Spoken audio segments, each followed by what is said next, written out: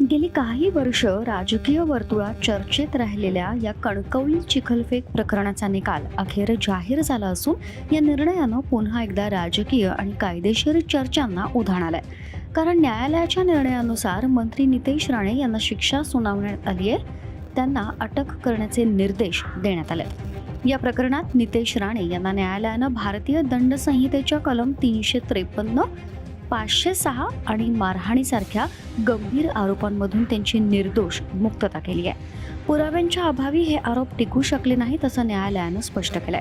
मात्र संपूर्णपणे सुटका झाली असे नाही. न्यायालयानं कलम 504 अंतर्गत म्हणजेच सार्वजनिक शांततेचा भंग करण्याच्या उद्देशानं अपमान केल्याप्रकरणी नितेश राणे यांना दोषी ठरवलंय.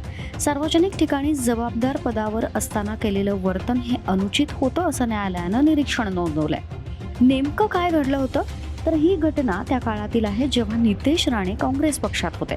कणकवली शहरातील महामार्गाच्या निकृष्ट कामामुळे रस्त्यांची अत्यंत वाईट अवस्था झाली होती. सर्वत्र चिखल साचल्यानं नागरिक त्रस्त होते.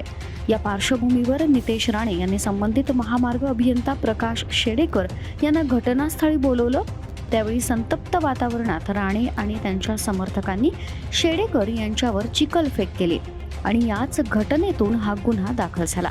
न्यायालयानं दोषी ठरवल्यानंतर नितेश राणे यांना 1 महिन्याचा कारावास आणि 1 लाख रुपये दंड अशी शिक्षा सुनावली आहे. मात्र निकालानंतर लगेचच त्यांच्या वकिलांनी शिक्षेला स्थगिती देण्याची मागणी केली.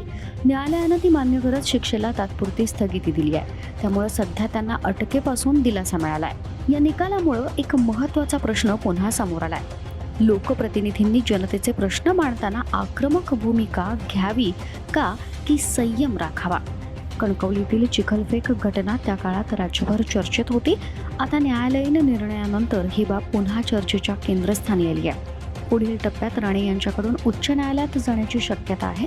जर उच्च न्यायालयानं ही स्थगिती कायम ठेवली तर त्यांना कारावास भोगावा लागणार नाही. मात्र अपील फेटाळले गेले तर शिक्षा होऊ शकते आणि त्यावेळी अटकेची शक्यता निर्माण होईल.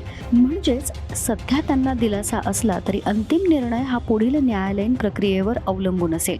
त्यामुळे या प्रकरणातील पुढील घडामोडींवर सर्वांचंच लक्ष लागलंय.